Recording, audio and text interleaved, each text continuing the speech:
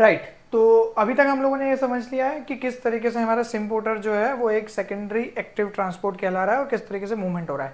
I don't no, कुछ अचानक से रिकॉर्डिंग बंद हो गई और इस वजह से ये वीडियो जो है वो पार्ट सेकंड में बन रहा है। अब आगे का जो भी बचा है थोड़ा सा ही बचा है। हाँ, तो हमने एक्टिव ट्रांसपोर्ट में क्या समझ लिया भाई साहब कि प्राइमरी एक्टिव ट्रांसपोर्ट का क्या मतलब होगा। प्राइमरी एक्टिव ट्रांसपोर्ट में हम बोलेंगे, अच्छा हाँ सॉरी, प्राइमरी एक्टिव ट्रांसपोर्ट में हम बोलेंगे कि भाई साहब यूजुअली हमको एटीपी की एनर्जी की रिक्वायरमेंट होगी। और यहाँ पे एक इंपॉर्टेंट वर्ड आता है जिसको हम बोलते हैं पंप। यहाँ पे यूजुअली जो एटीपी यूटिलाइज करके आपके मॉलिक्यूल्स को मूव करवाते हैं उनको हम लोग बोलते हैं एटीपीएजेस, एटीपीएजेस या एटीपीएज पंप्स। ठीक है, जिसमें सोडियम पोटेशियम पंप जो है वो एक इंपॉर्टेंट पंप कहलाता है, जो क्या करता है हमेशा आपके मॉलिक्यूल्स का जो मूवमेंट है वो कैसे करता है, वो हमेशा हाई कंसंट्रेशन की तरफ, मतलब लो कंसंट्रेशन से हाई कंसंट्रेशन की तरफ। तो हम ये बात जानते हैं कि हमारा पोटेशियम जो है वो आपका अंदर ज़्यादा है, बाहर कम है, तो ये अंदर की तरफ मूव करवाएगा पोटेशियम को और सोडियम को मूव करवाएगा बाहर की तरफ। अच्छा, मेरा एक क्वेश्चन है यहाँ पे, कितने सोडियम ये मूव करवाता है और कितने पोटेशियम ये मूव करवाता है अंदर की तरफ, जरा इसको बताना एक बार कमेंट में, देखे तो सही कितना क्या आ रहा है अपने को। तो it is responsible for actively transporting sodium out of the cell and potassium into the cell, अंदर की तरफ भेजने के लिए वो रिस्पॉन्सिबल है। ठीक है, बेसिक सी बात है ये। इसमें अगर हम बात करें अपन तो सेकेंडरी एक्टिव ट्रांसपोर्ट जो हमने कोर ट्रांसपोर्ट में समझा उसके बारे में बात कर लेते हैं यहाँ पे।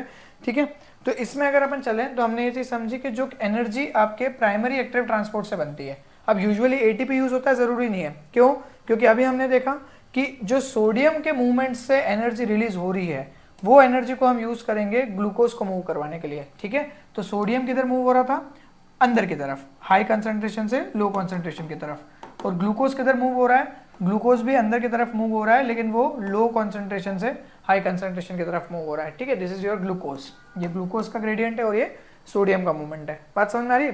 तो ये सिम्पोर्टर्स में अपन ने अभी बात करी, जो आपका किस में बात करता है, सेकेंडरी एक्टिव ट्रांसपोर्ट। यहाँ पे प्राइमरी एक्टिव ट्रांसपोर्ट नहीं भी हो तो भी चलेगा, ध्यान देना इस पॉइंट पे। ठीक है, डेल्टा जी नेगेटिव रिएक्शन होना जरूरी है, बट वो जरूरी इतना है कि इतनी एनर्जी निकल जाए। फिर आता है अपने पास में बल्क ट्रांसपोर्ट। बल्क ट्रांसपोर्ट में मतलब दो है, एंडोसाइटोसिस और एक्सोसाइटोसिस।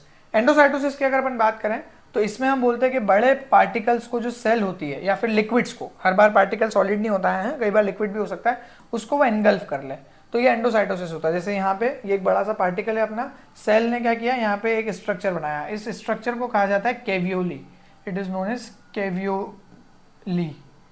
ठीक है, ये केवियोली जो होती है इसके थ्रू आपका पूरा का पूरा अरेंजमेंट चलता है, केवियोली।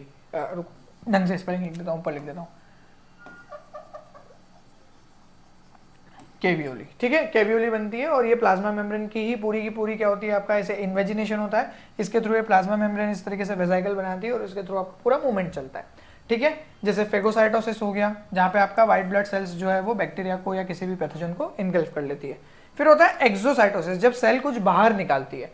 उस केस में क्या होता है, अपने पास में जो सेल है वो कुछ ऐसे सब्सटेंसेस बाहर निकाल देती है और इसमें अपने पास में सिक्रेटरी प्रोटीन्स हो सकते हैं या फिर कोई वेस्ट मटेरियल हो सकता है जो सेल बाहर निकाल रही है, या लाइसोसोमल रिएक्शन कुछ भी हो सकता है जिसके थ्रू आपका ये पूरा मूवमेंट चलता है। जैसे न्यूरोट्रांसमीटर का रिलीज होना नर्व सेल से, ये भी एक एग्जांपल है आपका किसका, बल्क ट्रांसपोर्ट में एक्सोसाइटोसिस का।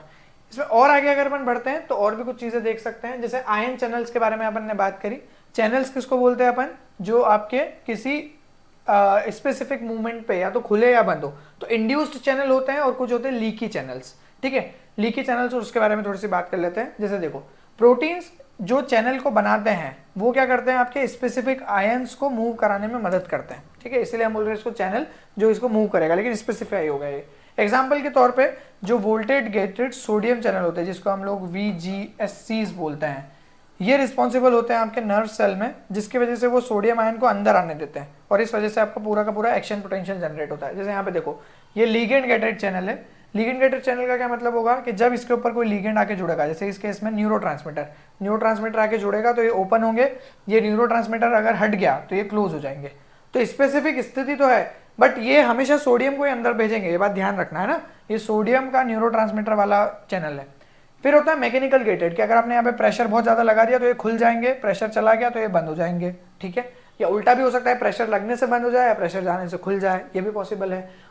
ऑलवेज ओपन, जिनको अपन ने बोला लीकी चैनल्स, जो हमेशा लीक करते हैं, इसमें सबसे इंपॉर्टेंट चैनल होता है अपना पास में पोटेशियम लीकी चैनल्स। ये पोटेशियम लीकी चैनल ही वो है जिसकी वजह से हाइपर पोलराइजेशन रिएक्शंस आती है आफ्टर एक्शन पोटेंशियल। आखिरी में वोल्टेज गेटेड, अगर आपका वोल्टेज बदलता है तो आपका वोल्टेज गेटेड सोडियम चैनल का अपन ने एग्जांपल लिया, वो सारे के सारे अरेंजमेंट्स आपके क्या कहलाते हैं, आयन चैनल्स में कहलाते हैं, जिसमें लीकी चैनल, मैकेनिकली गेटेड और इंड्यूस्ड चैनल वगैरह ये सारी चीजें आती है। ठीक है, इसमें और आगे बढ़ते हैं अपन, तो अपने पास में लास्ट पॉइंट आ जाता है फ्लूइडिटी ऑफ द मेम्ब्रेन। अगर हम फ्लूइडिटी की बात करें तो यहाँ पे बहुत सारी चीजें होती है जो फ्लूइडिटी को डिफाइन करती है। सबसे पहला तो किस तरीके के लिपिड्स वहां पे उपस्थित है, उसके अलावा फैटी एसिड कॉम्पोजिशन क्या है। फैटी एसिड कॉम्पोजिशन मतलब फॉस्फोलिपिड में कैसे फैटी एसिड है, क्योंकि मैंने तुमको एक चीज बताई थी, अभी ध्यान से सुनना इसको। अगर आपके फैटी एसिड में इस तरीके की सैचुरेटेड टेल्स हैं, तो सैचुरेटेड टेल्स अपन इस तरीके से बनाते हैं, अनसैचुरेटेड टेल्स को अपन ऐसे बनाते हैं, इसको कहते हैं किंक। ये किंक क्यों आता है, क्योंकि अनसैचुरेटेड फैटी एसिड टेल में यहाँ पे क्या होता है, डबल बॉन्ड होता है, और डबल बॉन्ड होने की वजह से ये ऐसे सीधी नहीं हो पाती है, ये इस तरीके से घूम जाती है। अब अगर आप खुद दिमाग लगाओ, अगर मैं इस तरीके से सीधी सीधी लकड़ियां रख दूं तो ये लकड़ियां ऐसे पूरी एक साथ चिपक सकती है, लेकिन अगर मैं ऐसी टेढ़ी मेढ़ी लकड़ियां रखूं इस तरीके से, तो टेढ़ी मेढ़ी लकड़ियां क्या होंगी, एक साथ नहीं आ पाएंगी। तो हमारी जो फैटी एसिड टेल है उसके अंदर जितना ज्यादा अनसैचुरेशन रहेगा उतनी ज्यादा वो फ्लूइड रहेगी, और जितना ज्यादा उसके अंदर सैचुरेशन रहेगा उतनी ज्यादा वो क्या होती जाएगी, सॉलिडिफाई। इसी वजह से जो घी होता है वो ठंडे टेम्परेचर में जम जाता है, क्योंकि उसके अंदर सैचुरेटेड फैटी एसिड्स जो है वो ज्यादा मात्रा में है।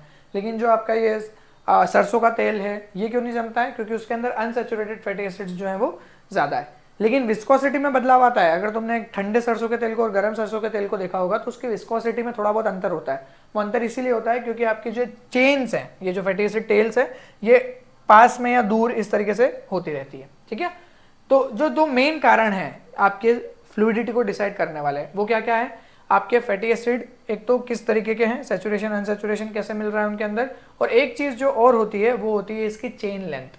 जितनी लंबी आपकी चेन लेंथ होगी फैटी एसिड की, उतना ज्यादा आपका क्या होगा, अल्टीमेटली फ्लूइडिटी कम होगी, और जितनी कम चेन लेंथ होगी उतनी फ्लूइडिटी ज्यादा होगी। ये बात ध्यान रखना।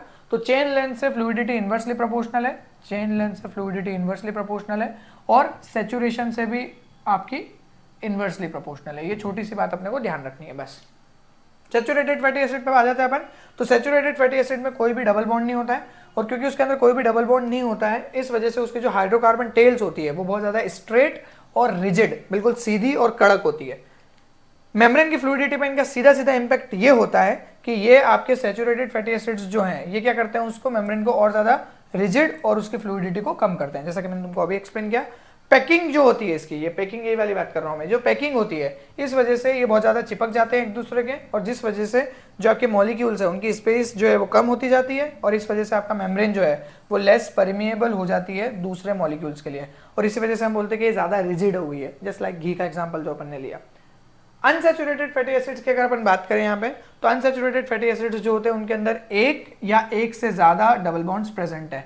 जैसे आपका oleic acid, linolenic acid, linoleic acid, ये आपके क्या होते हैं, ये आपके उसके बाद में ओमेगा 3, ओमेगा 6, ये सब क्या है आपके अनसैचुरेटेड फैटी एसिड्स हैं, और इनके अंदर आपको डबल बॉन्ड्स देखने को मिलता है, जिसकी वजह से इनके स्ट्रक्चर में क्या आ जाता है, किंक आ जाता है। उसके बाद में इनकी अगर फ्लूइडिटी की बात की जाए तो ये ज्यादा फ्लूइड बनाते हैं आपके मेम्ब्रेन को, और बहुत ज्यादा फ्लेक्सिबल भी बनाने की कोशिश करते हैं। ये जो किंक है इसके चेन में, जिसको हम डबल बॉन्ड से रिप्रेजेंट कर रहे हैं, ये क्या करता है, आपकी क्लोज पैकेजिंग को रोकता है। क्लोज पैकेजिंग को रोकने की वजह से आपके लिपिड मॉलिक्यूल्स में मेम्ब्रेन की परमिएबिलिटी जो होती है वो बढ़ती है। डबल बॉन्ड और मेल्टिंग पॉइंट की अगर अपन बात करें थोड़ी सी, तो इस पर बहुत इंटरेस्टिंग क्वेश्चंस बनते हैं, बट अभी मैं बहुत बेसिक में बता रहा हूँ कि डबल बॉन्ड और मेल्टिंग पॉइंट की अगर अपन बात करें तो डबल बॉन्ड की प्रेजेंस जो है वो मेल्टिंग पॉइंट को कम करती है लिपिड्स के, और मेल्टिंग पॉइंट को कम करती है जिस वजह से जो मेम्ब्रेन है वो ठंडी टेम्परेचर पे सॉलिडिफिकेशन से बच जाती है, क्योंकि मेल्टिंग पॉइंट कम हो गया ना, और मेल्टिंग पॉइंट कम हो गया तो आपको बहुत ज्यादा ठंडा करना पड़ेगा उसको जमाने के लिए, क्योंकि melting point is actually freezing point as well, and that is why ये पूरा का पूरा अरेंजमेंट जो है आपकी वो फ्लूइडिटी को डिसाइड करता है। Unsaturated fatty acids and saturated fatty acid. Chain length मैंने तुमको ऑलरेडी बता ही दिया है, तो ज्यादा लोड लेने की जरूरत नहीं है। जैसे यहाँ पे देखो, अब ये है घी का स्ट्रक्चर, और ये है आपका, सॉरी ये है घी का स्ट्रक्चर, क्या बोल रहा हूँ मैं ना, ये घी का स्ट्रक्चर है। घी कुछ इस तरीके का दिखता है, मतलब इनके अंदर भी अरेंजमेंट होते हैं अनसैचुरेटेड फैटी एसिड्स के, बट सैचुरेटेड फैटी एसिड ज्यादा होते हैं, और ये आपका सरसों का तेल वगैरह है, ये सारी चीजें। तो अब यहाँ पे, लेकिन मैं तो कोलेस्ट्रॉल के बारे में बात कर रहा हूँ, तो उसमें भी समझ लो। कोलेस्ट्रॉल जो है, जैसे कि मैंने तुमको अभी थोड़ी देर पहले पिछले वाले वीडियो में बताया था कि वो एक मीडिएटर है, ना तो वो फ्लूइडिटी को बढ़ने देगा, ना ही वो सॉलिडिटी को बढ़ने देगा। वो क्या करेगा, उसकी जो चेन है जैसे सॉलिड है ना, जैसे साइक्लोपेंटेनो पर हाइड्रोफेनेंथ्रिन रिंग बोला हमने उसको, तो उसके जो ABCD रिंग स्ट्रक्चर है वो है हाइड्रोफोबिक, और जो OH ग्रुप उससे जुड़ा हुआ है वो हाइड्रोफिलिक। वो OH ग्रुप हेड के पास जाके जुड़ जाता है, ये हेड्स है ना, यहाँ पे जाके जुड़ जाता है आपका वो, और बाकी ये पूरा का पूरा कोलेस्ट्रॉल मॉलिक्यूल यहाँ बीच में फंस जाता है। तो जगह जगह पे बीच में फंसने की वजह से क्या करता है, आपके इनको क्लोज पैकेज नहीं होने देता है, तो इस वजह से ये इसको बहुत ज़्यादा सॉलिडिफाई नहीं होने देता है। और उसके बाद में अगर ये लिक्विफाई करने की कोशिश करोगे, आप बोलोगे अच्छा सॉलिडिफाई तो नहीं हो रहा, लेकिन लिक्विफाई हो जाएगा, तो लिक्विफाई भी नहीं होगा। क्यों नहीं होगा? क्योंकि ये जो मॉलिक्यूल है कोलेस्ट्रॉल के बीच बीच में, ये अंदर यहाँ पे हाइड्रोफोबिक इंटरेक्शंस बना रहे हैं, और ऊपर ये OH जो है ये हेड के साथ में आपके बाकी के इंटरेक्शंस बना के हाइड्रोजन बॉन्डिंग्स करके इसको क्या कर रहा है, स्टेबिलिटी दे रहा है। एंड दैट्स व्हाई वी से कि कोलेस्ट्रॉल जो है वो क्या करता है, आपका पूरे मूवमेंट को मतलब इंटरमीडिएट रोल प्ले करता है। जैसे देखो, हाई टेम्परेचर पे जो कोलेस्ट्रॉल होगा वो आपके फॉस्फोलिपिड्स के मूवमेंट को रोकेगा, जिससे वो ज्यादा फ्लूइडिटी नहीं बनने देगा, एक्सेसिव फ्लूइडिटी को प्रिवेंट करेगा। लो टेम्परेचर पे जो कोलेस्ट्रॉल है वो टाइट पैकेजिंग नहीं होने देगा फॉस्फोलिपिड की, और इस वजह से वो मेम्ब्रेन की फ्लूइडिटी को मेंटेन करते हुए सॉलिडिफिकेशन को रोकेगा। बहुत इंपॉर्टेंट पॉइंट है, याद रखना। बट ध्यान देना, बैक्टीरिया के अंदर कोलेस्ट्रॉल नहीं होता है ना, बैक्टीरिया और प्रोकैरियोट्स में कोलेस्ट्रॉल नहीं होता है, वहाँ पे होपेनॉइड्स होते हैं जो इनके एनालॉगस कहे जाते हैं। बट बैक्टीरिया जो है उसके पास में बहुत तगड़ी चीज़ें हैं, वो सैचुरेशन अनसैचुरेशन भी बदल सकता है और चेन लेंथ भी बदल सकता है। आगे बढ़ते हैं, अडेप्टेशन टू एनवायरमेंटल कंडीशन की अगर अपन बात करें तो ध्यान देना, सेल्स जो है वो अपने सैचुरेशन और अनसैचुरेशन के रेशियो को बदल सकती है, बट हम नहीं बदल सकते प्रोकैरियोट्स की बात हो तो, है ना। और किसके रिस्पॉन्स में? एनवायरमेंटल टेम्परेचर के चेंजेस के रिस्पॉन्स में। जब आप ठंडी जगह पे जाते हो, आई मीन बैक्टीरिया को अगर आप ठंडी जगह पे रखते हो, तो वो क्या करेगी, अनसैचुरेटेड फैटी एसिड्स को बढ़ा लेगी, जिसकी वजह से मेम्ब्रेन फ्लूइडिटी जो है वो बढ़ जाएगी, मेल्टिंग पॉइंट गिर जाएगा। वार्मर टेम्परेचर में वो क्या करेगा, सेल सैचुरेटेड फैटी एसिड्स को ज्यादा इंकॉर्पोरेट करेगा, जिसकी वजह से वो एक्सेसिव फ्लूइडिटी को रोक लेगा, और एक्सेसिव फ्लूइडिटी इस वजह से आपकी नहीं आएगी। तो एक मेम्ब्रेन की अगर अपन बात करें तो भाई साहब इस तरीके की डबल लेयर है ये, और इसकी फ्लूइडिटी, एसिमेट्री और ये सारी चीजें जो है वो मेम्ब्रेन के अलग अलग कंपोनेंट्स को बनाती है। इसमें और भी अच्छे क्वेश्चंस बन सकते हैं, लिपिड ड्राफ्ट से रिलेटेड क्वेश्चंस आते हैं जैसे, तो लिपिड ड्राफ्ट में यूजुअली कोलेस्ट्रॉल का अमाउंट और स्फिंगोमाइलिन का अमाउंट बहुत ज्यादा होता है, इस वजह से हम इसको ऐसा बोलते हैं कि वहां पे और ज्यादा रिजिडिटी होती है, ठीक है। बट रिजिडिटी ऐसा नहीं कि बिल्कुल फ्लूइडिटी नहीं, बट रिजिडिटी तुम कीचड़ जैसा समझ सकते हो लिपिड ड्राफ्ट को। तो आज की कहानी सर यहीं खत्म करते हैं। Sorry for this 2 part video, अचानक से पता नहीं क्या हुआ कि ये बिल्कुल बंद ही हो गया था कंप्यूटर रिकॉर्ड करते करते, I don't know what happened. So see you tomorrow. कल अपन बात करेंगे कुछ इंटरेस्टिंग पॉइंट्स पे, इधर कल सेल साइकिल पढ़ेंगे या फिर मैं ऑर्गेनेलिज्म में प्रोटीन ट्रैफिकिंग पढ़ाऊंगा कि किस तरीके से हमारे जो पूरा सेल है उसमें जगह जगह से चीज़ें मूव करती है, बढ़िया चीज़ है वो भी, ठीक है। तो इधर we will talk about that as well, और देखते हैं फिर आगे, या तो सेल साइकिल पढ़ेंगे, देखते हैं क्या स्थिति बनती है। तो with that note I take your leave, see you tomorrow, take care, अच्छे से पढ़ो, लगा के पढ़ो। ऑलमोस्ट अब ज़्यादा दिन बचे नहीं है, 30-35 दिन बचे हैं तुम्हारे पास में, तो अच्छे से यूटिलाइज करो उसको, ठीक है। Good night, take care, bye bye.